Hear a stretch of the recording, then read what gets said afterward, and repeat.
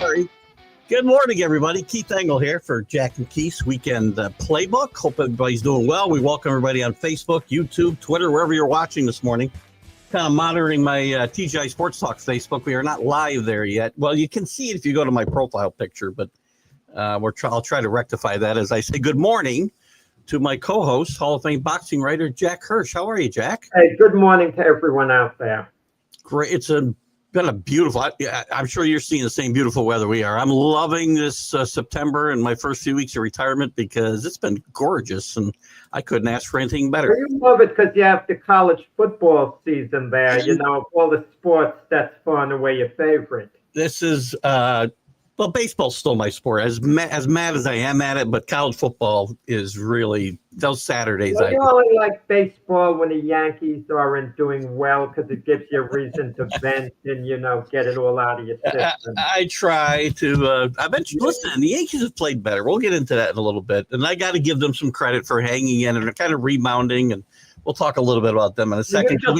Keith, you're just the opposite from anyone else. Anyone else, if their team loses, they take it out on their wife. They snap it up. You're just the opposite. If you have a disagreement with your wife, you take it out on the Yankees. I don't have disagreements with my wife. She's a lawyer, Jack. I can't fool around there. Jeez. Well, the Yankees should quiet you down too, perhaps. You know, they'll be in the playoffs again this year.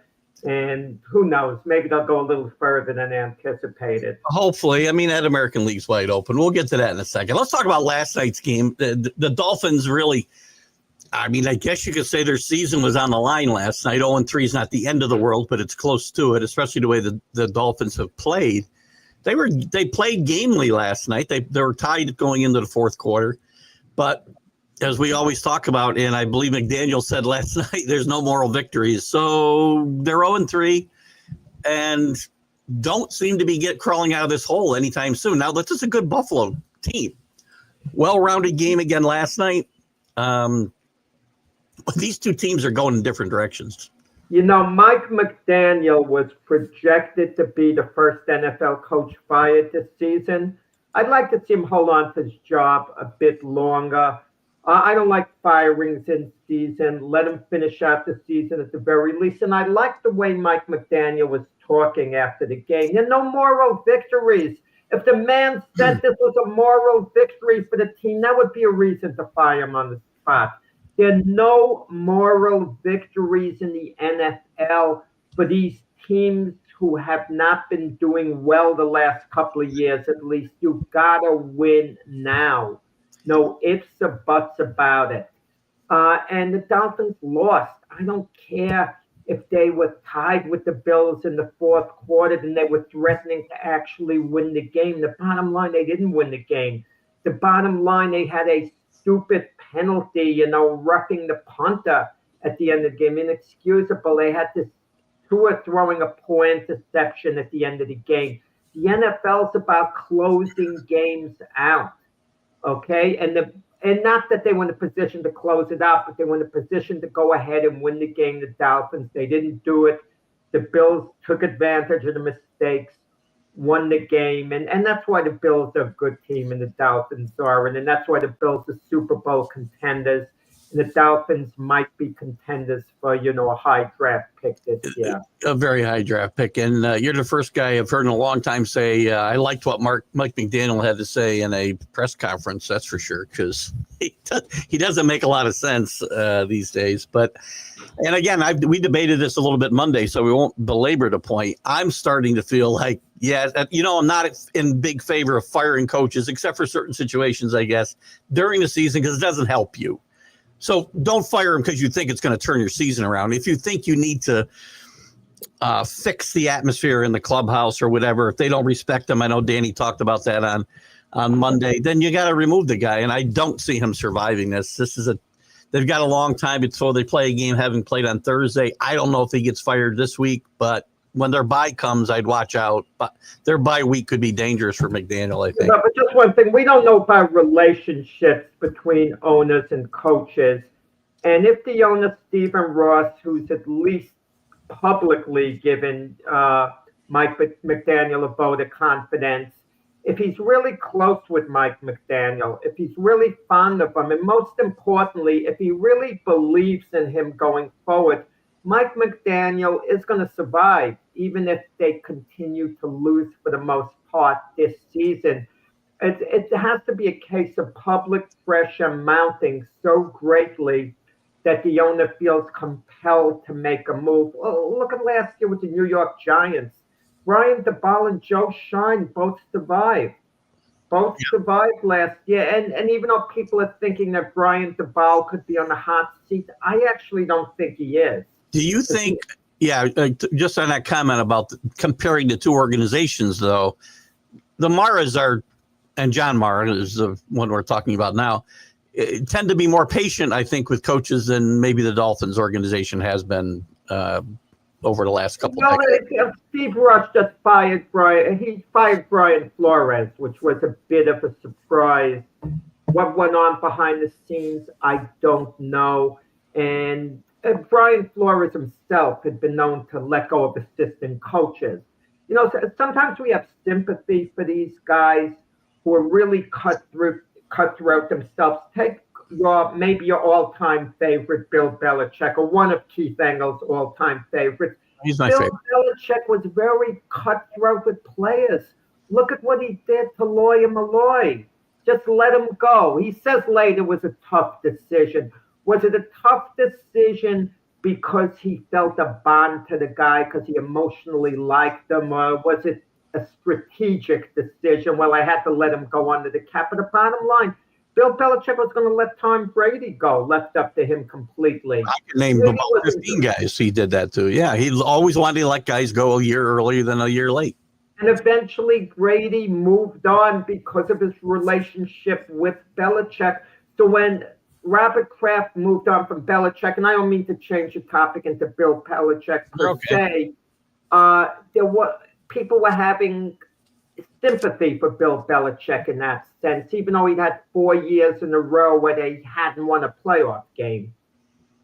So do you think I just looked, their bye week is week 12. That's a long time to hold on to a coach if this team is floundering the way they have been for 3 weeks. Does he make it to the bye week? Kind of pointing to Brian. Well, it also depends, Keith, how you lose. I mean, losing's losing. That's easy to say. If you're playing hard and you're competitive, you can hold on to the job if you coach a bit longer.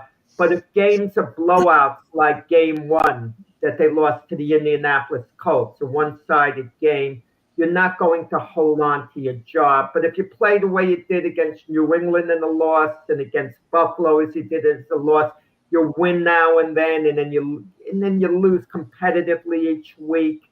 Yeah, I mean, he could hold on because that indicates the guys are playing hard at least. They're trying, and maybe we could turn the corner. Thank you, Rick, for pointing that out for me. Thank you. Good morning, Dave Guyette. Good morning, Rick. Good morning, Dave. Good morning, Brian. Real quickly. Danny, good morning. Again, the Dolphins to me are done here. Dolphins are done before the season. I mean, what was expected of them? Have the Bills? I picked them for last place. So did I. Did the Bills? I think the Bills have shown that they are one of the. This might be their year to get over the top. We'll see. They have to win. They have to actually do it. But a lot of people had been down on the Bills going into this season. I think this team might be better rounded than it's been maybe at any point in this 5-year-ish run.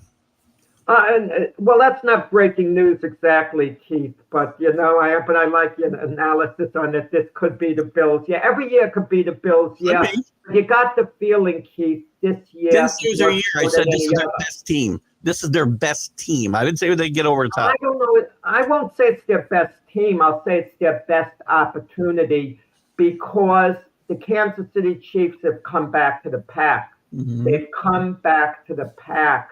And the favoritism that the Chiefs have had the last several years is now gone. The Chiefs are just one of a number of teams that have a chance of going to the Super Bowl. And I know they're 0-2, but we expect the Chiefs to bounce back, unlike the Dolphins, and have a good year when all's said and done. But they don't have that favoritism. And now the two teams that people are looking towards in the AFC to replace the Chiefs as AFC champions and maybe go on to win the Super Bowl were the Baltimore Bills and the Buffalo Ravens. But there are a couple of other elephants in the room. I mean, there's the Los Angeles Chargers, which are very intriguing under Jim Harbaugh, bringing Justin Herbert back. They could spoil the party conceivably for the Ravens and the Bills. I mean, it's going to be tough sledding, getting there. But the Bills have as good a chance this year, as they've had in the past, because I don't think they have to hurdle over the Kansas City Chiefs anymore. Just real quick before we move on from the Dolphins, does Tyreek Hill get traded? Would not be shocked to see Tyreek Hill traded during this season. There's a lot of off the field stuff going on with him. I think the team's getting fed up with him. I wouldn't be shocked to see him go at some point during the season. You don't see a lot of in-season trades in the NFL, but I think it's possible. I think Tyreek Hill will be in demand when one of the high-profile receivers go down. And they had a chance to trade him early this year. A nice fit for him actually would have been going back to the Kansas City Chiefs with all the injuries they've had. Yeah. He would have been invaluable early in the year. But what would have been a Tyreek Hill late in the year when guys get healthy like Xavier Worthy, Rashid Rice comes back? Then Tyreek Hill's role would be diminished if he did go back there. But what are the Dolphins going to get for him, Keith? At most, they're going to get a 5th-round draft choice, probably a 6th round. So I don't want to say that's not worth anything, but in part, they'd be giving him away. Would it help the morale of the team? Who knows? It's interesting to note Tyreek Hill was a Dolphin captain in the past, and when the team voted on their captains for this year, he didn't get a captain's position. Had he gotten a captain's position, I would have overruled him if I were the coach. I would have been like a judge overruling a jury's verdict. You guys got to be kidding. I'm not allowing this to go on. He's not a captain here. I would have told him beforehand, his name is not in the running, or let the players know certain guys can't be voted for as a captain. I mean, I'm not the biggest disciplinarian myself, but I'm going to tell you, some of these coaches have to take a firmer view. And I read a report on the Dolphins, the team chemistry, and it seems like Mike McDaniel isn't tough enough from what, I read with sources and this and that. It's not that the players don't like him. They seem to like him, and they seem to respect him to a point. But he would fine a lot of players, and the fines weren't having an effect. The fines are like putting sanctions on them, sanctions that weren't working. What's a fine to these guys making millions of dollars? You're going to fine them $10,000? It's like walking around money. Well, we talked about things. You want to be a disciplinarian, you can't go overboard, Keith. You go overboard, and if it's not in your personality and your coach, you're lost. But we were talking about Malik Neighbors' opening game on the bench with a towel over his head. I would get my point across. The first series of the next game, at least, he's on the bench, and he knows he's missing a series, and you tell him, you sit down on the bench, no towel over your head, and watch the game. We'll get you in the second series. That's for the towel over your head. Is that really enough, though? I mean, I could see a full game suspension, but then you hurt the whole team. So that full game putting your head on. Hurt the whole team. I would have considered it. You want to know something? If you feel he's betraying the teammates, he's embarrassing you.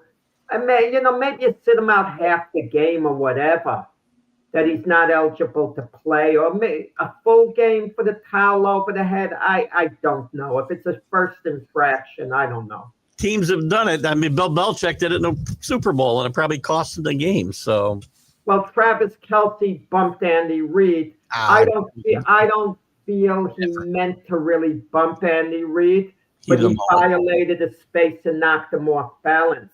There was a case years ago. Boomer Esiason was talking about it with one of the Bengal players was talking to David Shula when he was coach of the Bengals during the time Esiason was playing.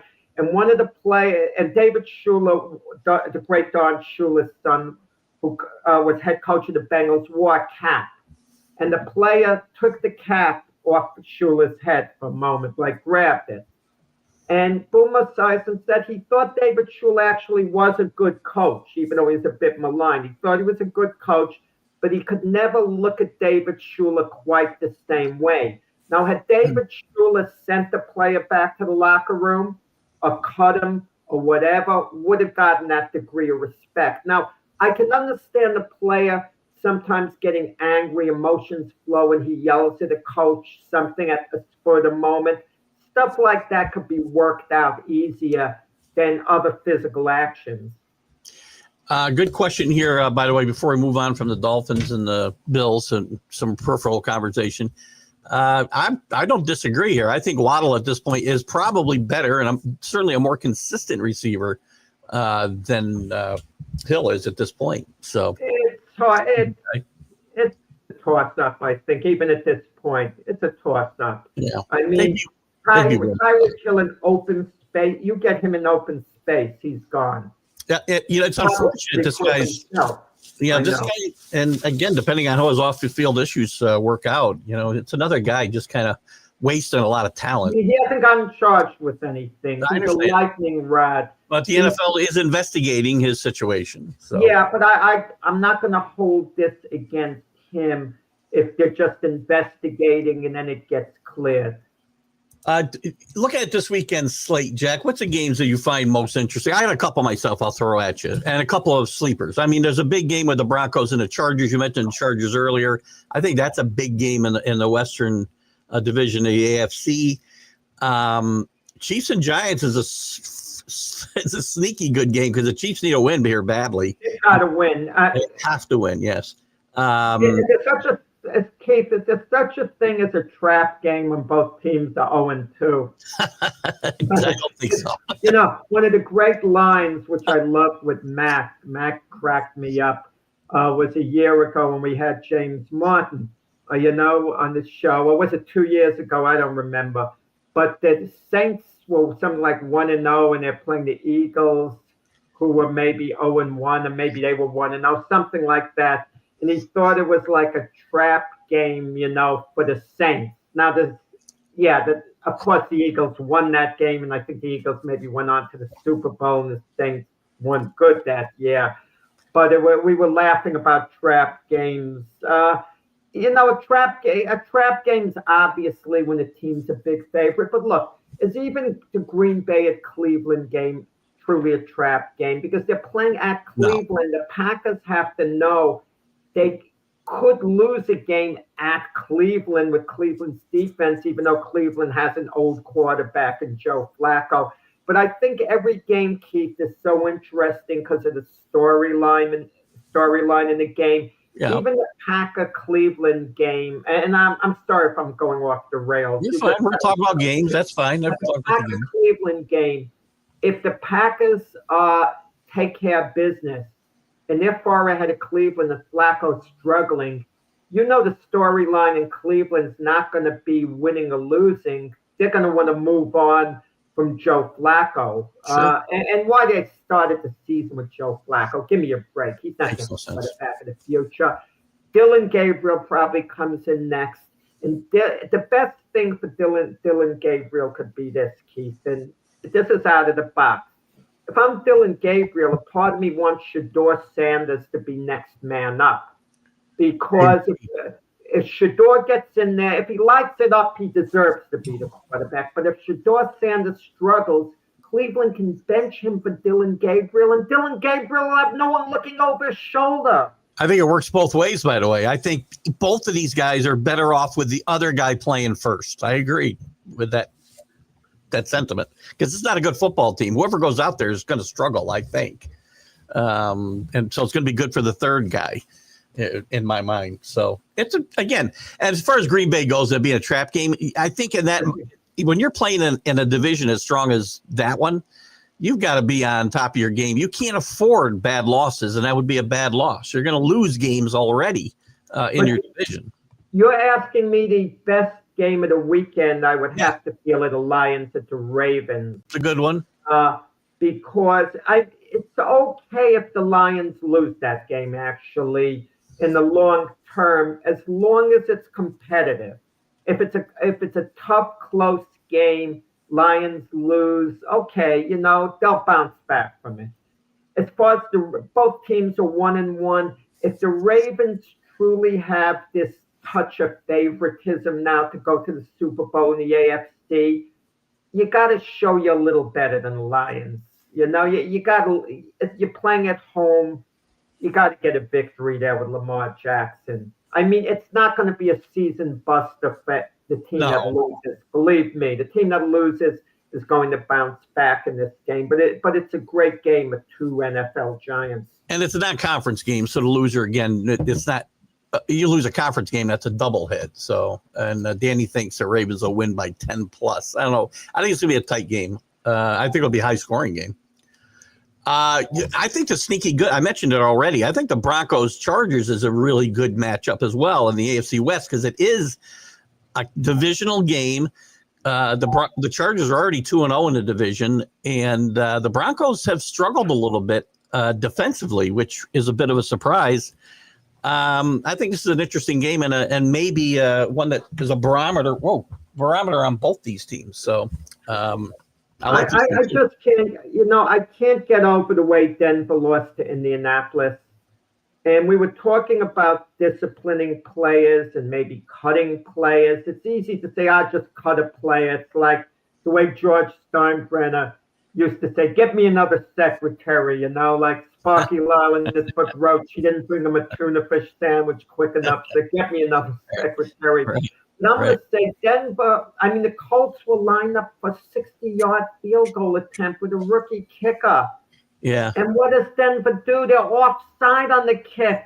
Now it's a 45-yard kick they make and they win the game. Can't make How on earth are you offside when the other team's trying a 60-yarder? I know we're living in an era of kickers with a strong leg, but percentages are against kickers making 60-yarders still. But percentages are, with kickers making it from 45 yards out. It's shrinking, by the way, that percent, or growing as we speak, that 60-yard percentage. So that's your Aubrey on the Cowboys, phenomenal, making a 64-yarder to tie it, and he thinks he could have made it from 70. He probably would have. Some other interesting. We got the Rams at the Eagles, which is going to be an interesting conference game of two of the better teams theoretically in the conference and Super Bowl contenders. It's a good game. Games at Philadelphia, a rematch of the playoffs last year. And I don't think people realize how close the Rams came to coming back and winning that game. They had the ball on the last drive. Had they scored, they'd probably win the game.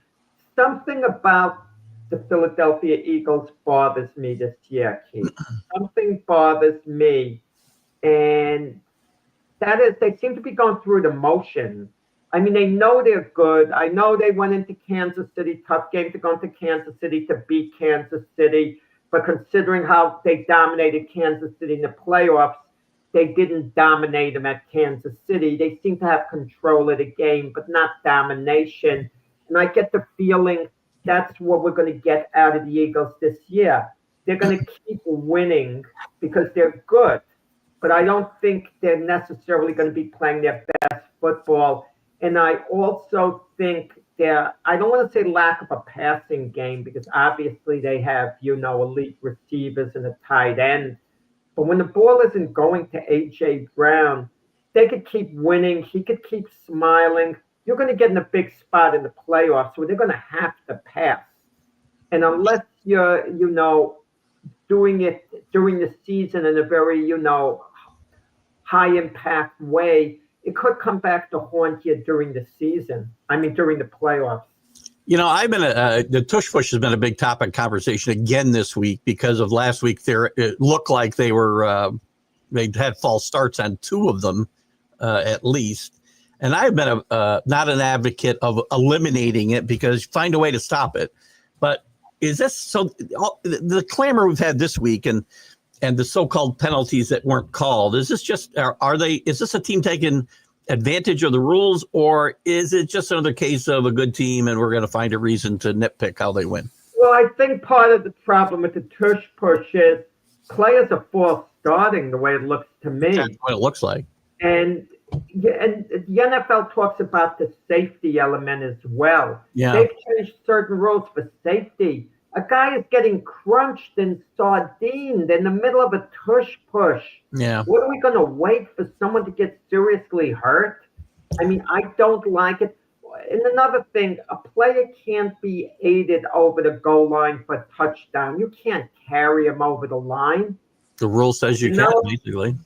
You can now. You can push a guy. You couldn't. There was a rule years ago you could not do that. But yeah, I just don't like the play. I don't like it at all. Maybe we modify the rule, and this is ignoring the safety factor.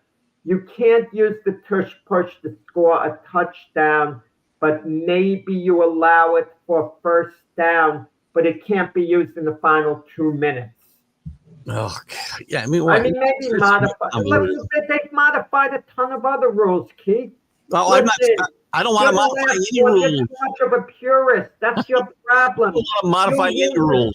But then when the rules get changed, the first one to accept them is Keith Engle, like an extra innings, putting the guy at second base. I'm sure you love that rule now. I hate that rule. Always have hated. Always hate that rule too. That's the only one I hate, putting a guy at second base. I want to see the home run derby instead. Oh, God, Jesus. Not the guy at second. Oh, my God. One day I'm going to drop dead right in the middle of one of these shows. I swear to God.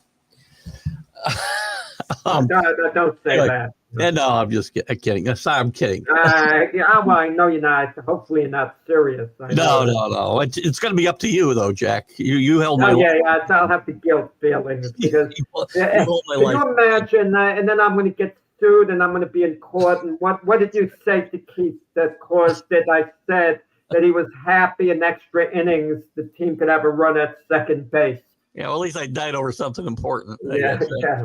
Again, I'm not in favor of getting rid of rules just because somebody can't stop it. But they shouldn't take advantage of it either with false starts and whatever. I've lived through a lot of stuff the last 2 decades plus of teams taking advantage where they can take advantage, and they all will.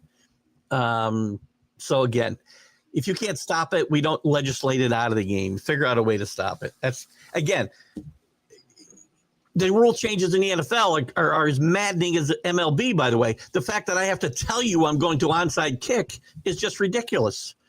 That's ridiculous. Well, the onside kick was a waste anyway because the chances of making it percentage-wise were 1 out of 10. Because they changed the rules, how you could line up on offside kicks as well a few years ago, which made it nearly impossible already, as you mentioned. That lowered the odds by about half. And it's just why. I would like to see a rule where the timeouts of the first half could carry over to the second half instead of 3 and 3 timeouts, 3 per half. Give a team 5 timeouts for the game.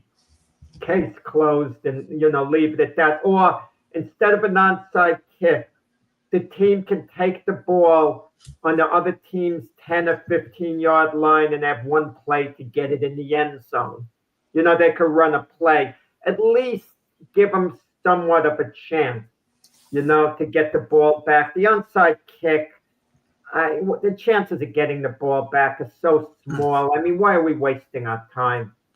Speaking of wasting our time, I'll give you one game that I find interesting because of some stuff that, for multiple reasons.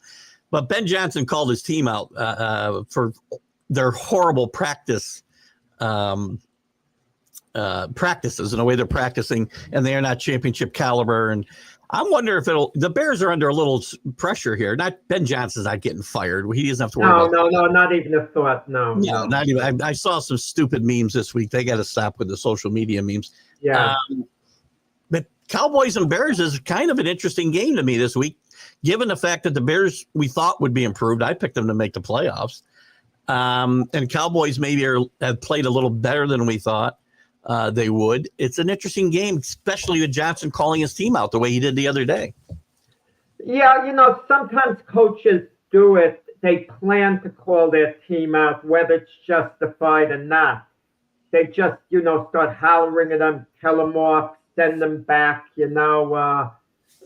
don't know what that means. Well, Carlos is a sharp guy or whatever. But that's, I guess, when you're 0-2 the way the Bears are, this is a very disappointing start. And believe me, Ben Johnson going back to Detroit and the Bears failing so dismally, that had to affect them. Yeah. I mean, come on, you leave Detroit with this great reputation. He was in demand. Ben Johnson could have coached other places. He could have gotten a job elsewhere. Been offered jobs, yeah. He wanted a team that it was on the brink of winning the Bears, who, on the doorstep, and young quarterback in Caleb Williams. But now Ben Johnson's saying, well, he liked things he saw with Caleb Williams. He liked the improvement, this and that. And now he's kind of taking a step backwards, figuring, okay, if we don't win, I want to at least show I'm improving Caleb Williams. The Bear fans can endure one more losing season, I think, if Caleb Williams steps up. If Caleb Williams is going to show you beyond a doubt, he's the Bear quarterback of the future. If he shows that this year, the Bear fans can tolerate one more losing year, knowing they're ready, next year to start winning. But like you said, I nearly picked the Bears to make the playoffs. They did. In fact, right before the Micah Parsons trade, I did. But when the Packers got Parsons, them and the Bears were kind of, 50-50 to me. And that kind of pushed the Packers a little past the Bears. When I wrote my predictions down, I put the Packers as the playoff team. But the Bears with a winning record and not making it. But they're 0-2. And now they're playing at Dallas. And who's under more pressure? Caleb Williams or Jerry Jones? Yeah. Well, I'm thinking Caleb Williams right now. He's going to show how he can step up. And Danny's right. I was all over the Giants last year. I always look for somebody outside the box. And there was a Giants last year and the Bears this year. And I seem to have jinxed both those teams. So anyway, let's move on to college football. And we'll get to our picks in just a second. And I'll recap last week's picks. There's some big games this weekend and bigger, sneaky good games. There's a really good game in the SEC in Auburn going to Oklahoma. I think we're going to find out about two undefeated teams here. Auburn having trouble throwing the football, but they're running the ball like nobody else in that conference. And Oklahoma is off to a good start this year. In the Big Ten, you've also got Michigan going to Nebraska. I've been big on Nebraska this year. We're going to find out. Nebraska has not won a game like this in probably 2 decades. And if they're going to be back, they have to win this game against Michigan at home. Florida will go to Miami. And we'll find out a lot about my Hurricanes the next couple of weeks as they play Florida and Florida State back to back. Yeah, Florida has been they've been kind of been a semi-surprise this year. Am I right? Florida's been a surprise in the wrong direction. They've been very bad. Well, that's, yeah. 1-2. Yeah. Sorry, surprise, I usually think of good Oh, things. yeah, okay. Disappointment, yes, they've been a big disappointment. Disappointment, better word. But there's a lot of talent there. Miami can't sleep on this game. They got to come out and play. And it's at Miami, so that's a night game, interesting game next week. And you can't look ahead to Florida State. I got Florida State next week, so no looking ahead. Illinois and Indiana in the Big Ten, 2 teams that are off to great starts. Indiana's just destroying people, but it's not really high caliber people. Illinois came in the top 10. I think you're rated 9th now overall. Illinois 9. And we were talking about it at the beginning of the season, and I thought they were trending towards the top 10 spot. They got there a little sooner than I thought because of circumstances. A few other teams not doing as well as we thought they might. 100%. I mean, I think I read something this week that already like 10 or 12 of the top 25 teams have been upset by teams that were not ranked.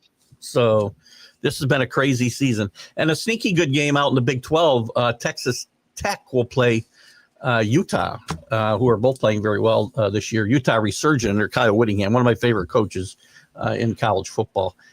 We'll do our picks in a second. One thing I wanted to point out, 2 teams that are not playing well like Florida, or Notre Dame, who have lost 2 close games to top 10 teams, by the way. Top 10 teams, not unranked. Clemson has not played well, and they only played 1 ranked team.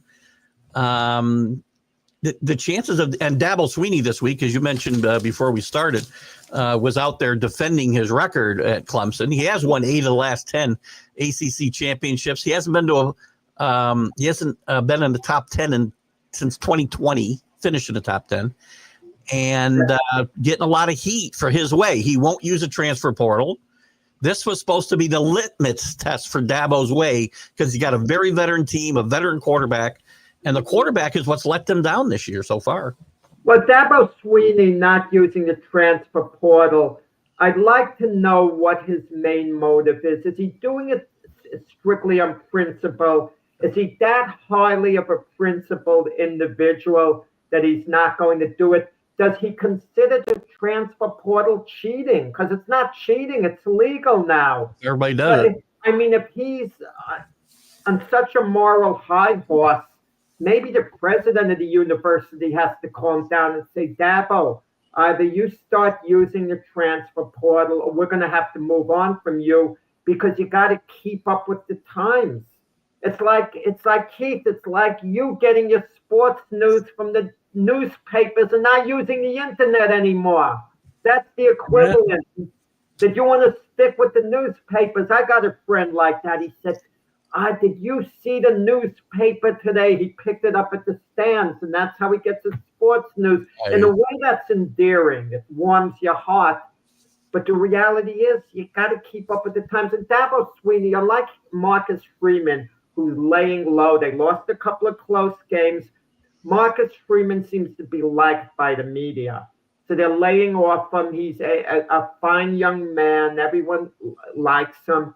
But they lost 2 games, but he's not saying anything. He's just saying, we got to play better. Dabo Swinney's saying, if you don't want to win, then fire me.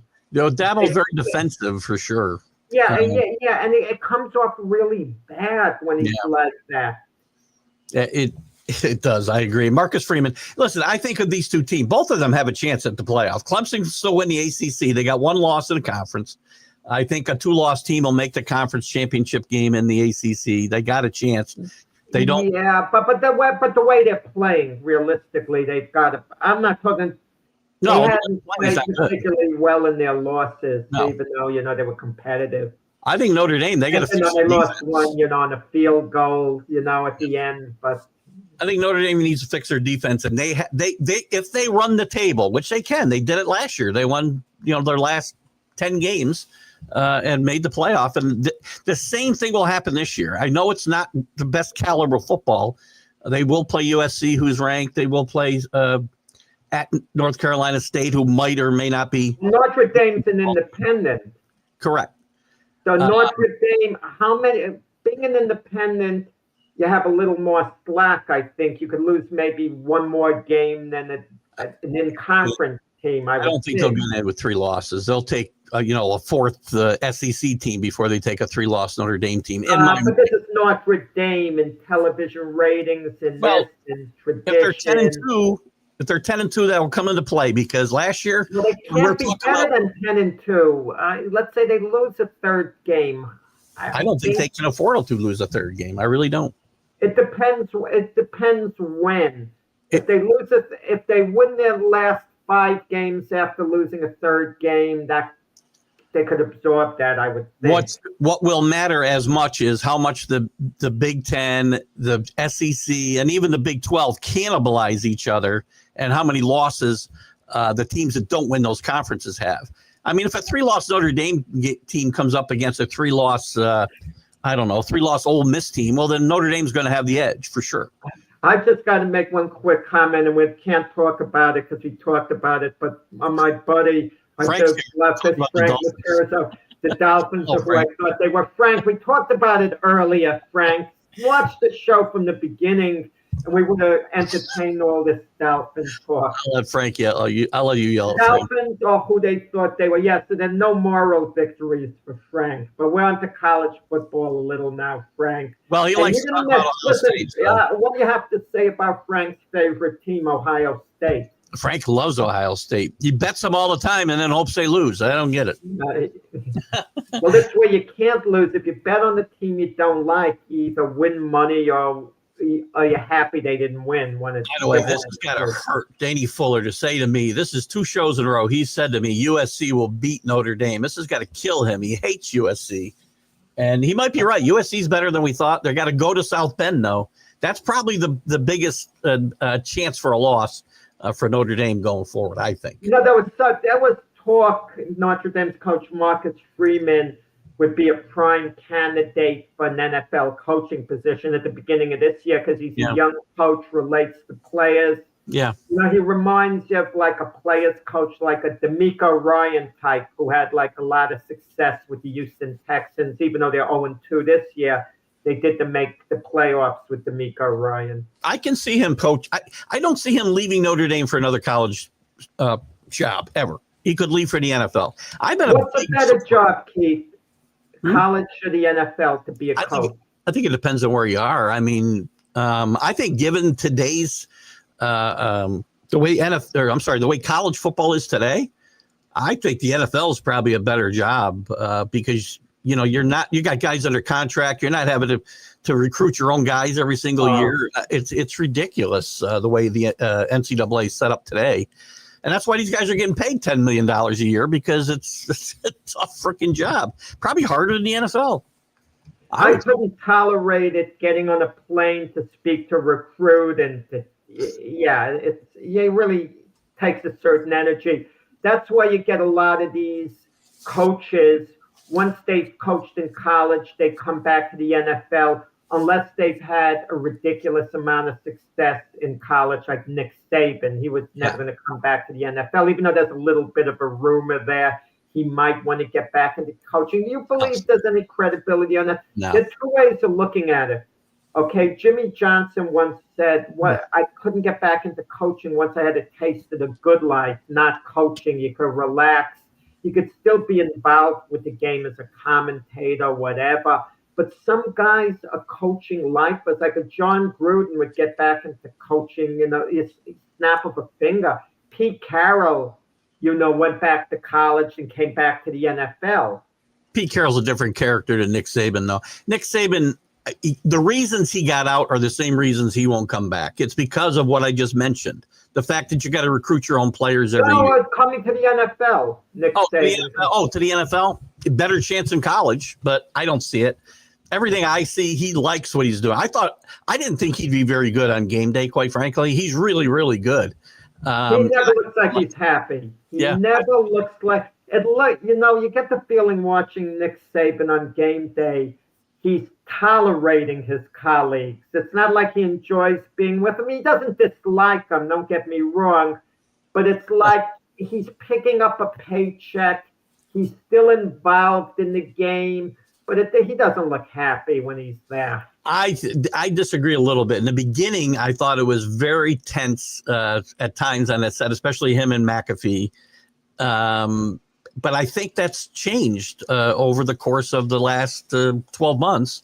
And I think he's having more fun and engaging with McAfee in kind of a fun way. I'm not a big Pat McAfee fan. I like him on game day, though. I really do. Outside of that, he can be a bit of a blowhard, but he's a lot of fun on a college campus. You can't have a more fun guy than that. He has a unique show, Pat McAfee. I mean, it seems like he has a particular following who's going to swear by him. But, yeah, he could be entertaining. He has some good interviews and some, so-so. I mean, I find him to be okay all in all. Yeah. Yeah, again, I like him more now than I did in past. Let's do our picks. It's core of, and I want to get to some baseball and talk about Kershaw and a couple other things. Last week, Jack, you had gone 1-2. Clemson was a loser. They did not cover, they lost the game. Iowa State did not cover the big spread, but you had a cover with UTEP plus 46.5. I think they only lost by about 15 or something. That leaves you on a season 5-5. And myself, I was 2-1. I had Tulane minus 2.5. They win. Tennessee plus 3.5. I won somehow. and South Carolina got absolutely blown out. So I end up 5-4. We have the different numbers because of that 1 point bonus if your double digit dog wins. So you have a half game lead on me at the moment. Yeah. Oh well, that's kind of flukish, but the 3 picks. We're talking about Pat McAfee a second ago, and I saw head coach in Nebraska, Coach Rule, on that show talking. They just seem so focused, and this is it. And I've heard you talking about Nebraska. If they can't win this game against Michigan, I mean, they're not ready to take the next step. No, they are not. This is a next step game for them. I think it's extra important. And with 1.5 points, I'll take Nebraska over Michigan. Me too. Yeah, Okay. I just feel this is it for Nebraska. It's kind of, I know it's still early in the year. They can rebound from a loss, but it's kind of a moment of truth game. I mean, this is their moment there. If you believe in Illinois the way I do, I mean, I have no apprehension giving 6.5 points for them to beat Indiana. Hold on. Is Indiana favored in that game? Am I wrong? You double check. No, Illinois would be favored. I can't get my Why mouse. would Indiana be favored over Illinois? Well, they're at home and they are. Oh, good gosh. Illinois is better. You're probably right. I may have misread it this morning. I can't find it. Big Ten. Illinois. No, you're right. I read that wrong. Wait a minute. IU. That's Illinois, isn't it? I personally think that Indiana's favored in that game, but The way Illinois has been playing? it's not showing me. Well, Indiana's been blowing teams right out of the building. Let me see if I can see it better here. They say IU. They're both frickin' IU. Here, this will tell me. They did it again, IU. What the hell? All right, I'm going to give you. All right, we'll say Illinois. This is why I'm annoyed at you, Keith. When I said our budget could afford to have a producer to do these type of things, you wanted to host and produce and do the stats, and that's where we get the delay. This is what cutting does to this show. I can't afford to pay why them. I can never get a raise from Mac. You're getting the money, and that's the network. I had to inherit your contract that you signed with Mac, the lifetime contract. I had to get, I had a guaranteed deal with Mac, a long-term guaranteed, no cut contract. Give me your other favorite. Utah, who we're high on, giving 3.5 points to beat Texas Tech. We ain't going to have a lot of different picks this week, I can tell you that. I'm still trying to check out this damn... they're making me send a code. We'll figure it out later. Anyway, all right, there's Jack's picks. My picks. We're not a lot different. My 2 favorites. I'm sticking with Clemson. I'm going to take Clemson until they actually cover a freaking game. Clemson minus 16.5 against Syracuse. Syracuse is not very good. If Kate Klubnik's going to straighten out his season, it's going to be this week because their defense is horrible. Syracuse lost to Tennessee early in the year, right? They didn't. Thought they would play a little tougher then. They lost by about 20, but they gave up like 49 points in that game. So I see Clemson going off offensively, and Syracuse plays a little offense, but I think they'll still cover the 16.5. I also have Utah minus 3.5 with you, and I have Nebraska for all the same reasons you do. Yeah. So 2 of the 3 the same games. Yeah, how do you like that? I was going to switch off a little bit, but that's Nah, leave it as is. I'll stay where I am because I really believe I want to be on Nebraska as my dog this week because, as you said, this is a statement game for them. They have got to win this. I mean, Danny found it for me. Danny did find it for me. Thank you, Danny. Indiana, as I thought, is a 6.5 point favorite. So that would be 2 dogs. You can't take it Illinois in that game. Oh man, I can't believe Indiana's favorite, Danny. They've been blowing teams out. So okay, give me just 1 second here, and I will. Jack has a Magic Johnson contract. I'm going to, so I have to take an underdog here. Favorite. I mean, I have to pick a favorite here. Where I'm giving the points. I'm sorry here. Okay, I'm gonna be bold. I'll take Notre Dame and give the 25.5 points against That's Purdue. good. I can Notre Dame desperately needs to bounce back, desperately needs a win. And I think any semi-close game, and 3 touchdowns I know isn't a close game, 31-10 is a solid win, but I think Notre Dame really needs a blowout game. Funny, if I had switched off because you took Utah and I said I thought about switching off, I would have taken Notre Dame as my. Yeah, I mean, they need to win big for sure. And you know they're not going to be taking Purdue likely at all. I mean, they're psyched for this game. When you're 0-2, you're psyched no matter who you pick. Yeah, Danny loves that pick as well. The defense will step up this week. And by the way, CJ Carr's played really well at quarterback. That was their biggest concern coming in. He's played very well. So CJ Carr, I mean, being a freshman, they were really concerned, and he was in the competition for the job. I get the feeling when you look at CJ Carr, you're looking at a future NFL starter. He could maybe be a quarterback along the lines of a Kyler Murray or something. Yeah, we'll see. Let's talk a little bit of baseball. The big story in baseball outside of the races, we've got a couple of good races for the wild cards and one division race, really, with 9 games left. But the biggest news is Clayton Kershaw has announced after 18 years he'll be retiring at the end of the year. And this the guy, in my mind, is no doubt first ballot Hall of Famer. He's got 200. Easy first ballot Hall of Famer. He's got 220. There's not going to be another guy. There's maybe one guy with a shot at 200 wins after this year. Nobody. We've got Verlander, Scherzer, and Kershaw all have over 200 wins, active pitchers. The next one's 153, and it's 34-year-old Garrett Cole with a bad arm. I don't think anybody's going to win 200 games ever again. The Hall of Fame's going to have to really look hard. They're going to change. They'll change the criteria. We're too numbers oriented. Sometimes we use numbers as a justification. And I'll give you an example. We're going to talk about Kershaw in a moment. John Carlos Stanton has something like 450 homers. He's a guy who needs the magic number 500 to get in the Hall of Fame. He gets up to 500. He increases his chances by a lot. Gary Sheffield had, 504 homers. He's not in the Hall of Fame, but I think he had the steroid suspicion hanging over his head. I think and also Shep could be a bit combative. So I think sometimes that works against players. Sheffield should have been given a little more consideration, perhaps. Clayton Kershaw gets in. He's had trouble in big games. For whatever reason, he'd pitch a good game now and then in a big game and then bomb out in the next big spot.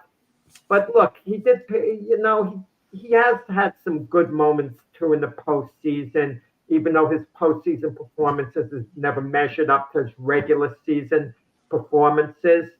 And he still has a little bit of a chapter left. I mean, with the Dodgers in the postseason, he might have a chance to make an impact before the year's over. He matches up very favorable with 2 other guys that'll be Hall of Famers, no-brainers, that have been in his era, right? The last 20 years, let's say. Verlander and Scherzer, they'll all be in a Hall of Fame. Yeah.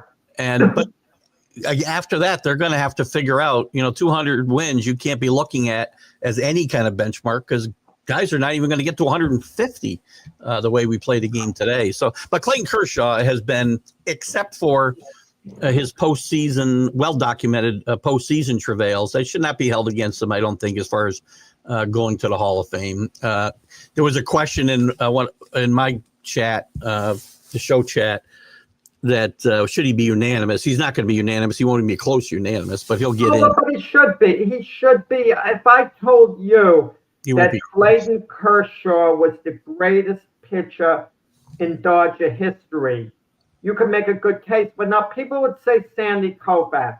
I will all day. Kershaw's had a longer body of work. Let me put it another way. Clayton Kershaw was a greater pitcher than Don Drysdale. He was. I would argue that too. You would argue it? I would. I mean, because I got to look down. If I'm going to pick one guy to pitch a big game, am I taking Drysdale? Oh, I would take Koufax. But if you're going to give me Drysdale or Kershaw, I think I'd take Drysdale. I hope Danny weighs in. He's a big Dodger fan. Well, let me tell you, in the 1965 World Series, the Dodgers and the Minnesota Twins are tied up 3 games apiece. Do you know they pitched Koufax on short rest? Drysdale was available on full rest. Yep. But Drysdale, imagine that. And Drysdale's warming up in the bullpen in like the first inning. I was just reading a book that covered a lot of that season. Kershaw's the Dan Marino of baseball. What's wrong with Dan Marino? No, they have the Dodgers won World Series with Kershaw contributing. I think he's using that as a compliment, I believe. Oh. I think. He's a great player, but no postseason success. So I think he has that postseason success. The team has, right? Let's put it another way. He's been very average in the postseason, extremely average. And disappointingly average, let's put it that way, as opposed to what he's done in the regular season. Look, I could point to some other players. I mean, Peyton Manning won a couple of Super Bowls. Did his playoff, endeavors match what he did during the regular season? Not quite. Not as a rule. And his head-to-heads against the best quarterback of his generation are not good either, by the way. Well, he won the last 3 contests, but he never played. That's what drives me crazy, about it. Quarterbacks never are playing against another quarterback. They're never on the field against one another at the same time. You could argue Manning was going more against Belichick than he was against Brady. No, I would agree with that. They weren't playing against each other, right? Yeah. It's always a misnomer, for sure. We're talking about head-to-head with players. But Kershaw, listen, tip of the cap, and I'll talk more about Kershaw at 3:00 on the MLB update. But he deserves to get a great career. He obviously just decided this rather than taking a victory lap for a season. And I guess he's still got something left, Kershaw. He can still pitch. He's hurt. But I guess he feels he's okay now. The Dodgers will keep him next year, I'm sure, if he wanted to stay another year. But I'm sure, it gets to the point where you're just tired of it and it's time to move on. And he's one of those guys, we've talked about it a couple of times on the show. He's one of those guys, he had a chance. There was some question mark whether he would stay with the Dodgers or pursue free agency here, the year before. Toyed with the Rangers, and he stayed with the Dodgers, and I'm glad, because again, we don't have these guys who spend their whole careers in places enough, and I'm glad to see that he will end his career playing it all with the Dodgers, and Kershaw does tonight, as Danny says. So we got to wrap up in a couple of minutes, but real quick, what are you excited about as we head into the last 9 games? We got Cal Raleigh maybe chasing 62 home runs. We'll see. He's at 56. He set a bunch of records already for catchers. He tied Ken Griffey Jr. For the Seattle record. An interesting conversation, which we'll have in the next week, about him and Judge for the MVP. Some very interesting ways they match up. And we got some good races. We got the Astros in Seattle tied for first. Both of those teams could miss the playoffs because they've only got a game cushion or so on the team formerly known as the Indians. The Red Sox are still they're ahead of the Red Sox. They won't miss the playoffs. Very quickly. I want to see can Aaron Judge win the batting title. That's of interest to me. He seems to have a little bit of a cushion, but we still got some games left. And the Mets have given themselves a little bit of breathing room in their wild card. 2 games with 9 to go is not unbeatable, but the kids, I'm really impressed with the kids on both teams, by the way, have stepped up a lot this year.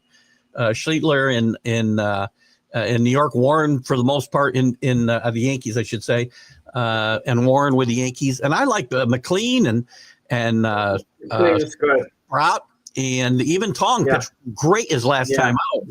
Yeah, and I like the shot in the arm these kids have given these 2 teams. It's been a lot of fun to watch. So watch the baseball. We'll have lots of fun. And we'll get into a little more baseball as the playoffs approach next week. I promise we'll touch a little more on baseball on the show as well. Any last words, Jack? Well, check out the debate show tomorrow. No last words, except it's an exciting time of the year with the baseball season winding down.